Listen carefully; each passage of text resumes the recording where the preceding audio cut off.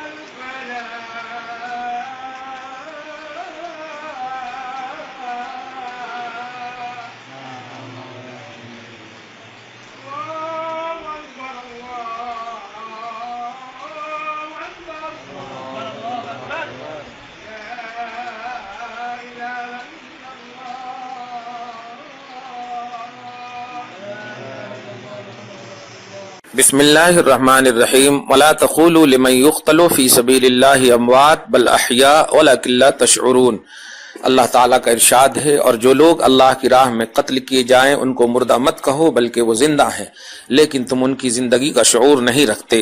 سورہ بقرہ کی آیت نمبر 154۔ اسی طرح اللہ سبحانہ سورہ آل عمران میں ارشاد فرماتا ہے آیت نمبر 168 سے لے کر کے 170 تک میں، وَلَا تَحْسَبَنَّ الَّذِينَ قُتِلُوا فِي سَبِيلِ اللَّهِ أَمْوَاتًا بَلْ أَحْيَاءٌ عِندَ رَبِّهِمْ يُرْزَقُونَ۔ اور جو اللہ کی راہ میں قتل کیے گئے ان کو ہرگز مردہ نہ سمجھو، بلکہ وہ اپنے رب کے پاس زندہ ہیں، انہیں رزق دیا جاتا ہے، اللہ نے انہیں اپنے فضل سے جو کچھ دیا ہے، فرحین بما آتاہم اللہ من فضلہ، وہ اس پر خوش ہیں، وَيَسْتَبْشِرُونَ بِالَّذِينَ لَمْ يَلْحَقُوا بِهِم مِّن خَلْفِهِمْ، اور اپنے بعد کے مسلمانوں کے متعلق جو ان سے ابھی نہیں ملے ہیں یہ بشارت پا کر خوش ہوتے ہیں کہ ان پر بھی نہ کوئی خوف ہوگا و نہ غمگین ہوں گے، لا خوف علیہم ولا هم يحزنون۔ سورہ یونس کی آیت نمبر 62 اور 63 اور 64 دیکھیں، الا ان اولیاء اللہ لا خوف علیہم ولا هم يحزنون۔ اللہ سنو، بے شک اللہ کے ولی وہ ہیں جن پر نہ کوئی خوف ہے نہ کوئی غم ہے، وہ ایمان والے اور تقوی کی منزل پر فائز ہو کر کے یہ درجہ پائے ہیں۔ لہم البشرا فی الحیات الدنیا وفی الآخرہ، ان کے لیے دنیاوی زندگی میں بھی بشارت ہے اور آخرت میں بھی بشارت ہے۔ لا تبدیل لکلمات اللہ، اللہ کے کلمات میں کوئی تبدیلی نہیں، یہ بہت بڑی کامیابی ہے۔ تینوں آیتوں سے کیا سمجھے آپ؟ شہداء کو لا خوف علیہم ولا هم يحزنون کا تاج، اولیاء اللہ کے لیے دنیا میں بھی بشارت اور دین میں بھی بشارت۔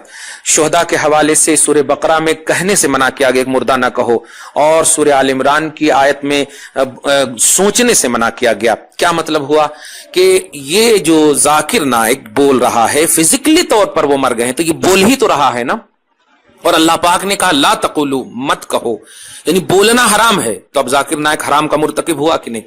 فزیکلی طور پر جسمانی طور پر اللہ پاک کے بندوں بتاؤ، بل احیاء عند ربہم یرزقون، وہ زندہ ہیں اور اپنے رب کے پاس رزق دیے جاتے ہیں۔ یہاں پر اپنے رب کے پاس رزق دیے جاتے ہیں، دنیا میں رب نہیں ہے کیا؟ اور سب سے بڑی آخرت میں ان کو ملے، آخرت میں ملے گا، تو برزخ میں کیا ہوگا؟ برزخ آخرت کی پہلی سیڑھی ہے۔ آخرت کا تصور دے کر کے یہ شہداء کی عظمتوں سے کھلواڑ کیا کہ نہیں اس نے؟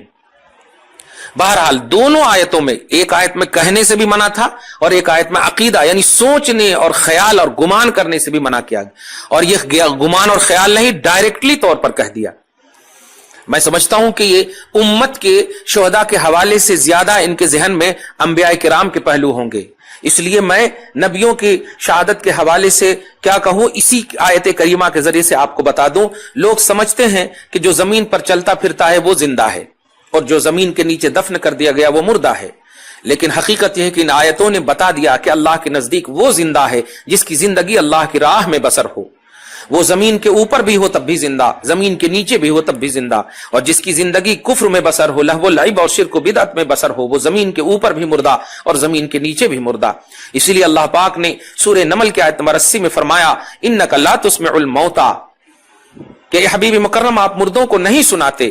کافر زمین پر چلتے پھرتے تھے، ان کو مردہ فرمایا گیا، اور شہید زمین کے نیچے دفن ہو گئے لیکن ان کو زندہ فرمایا گیا۔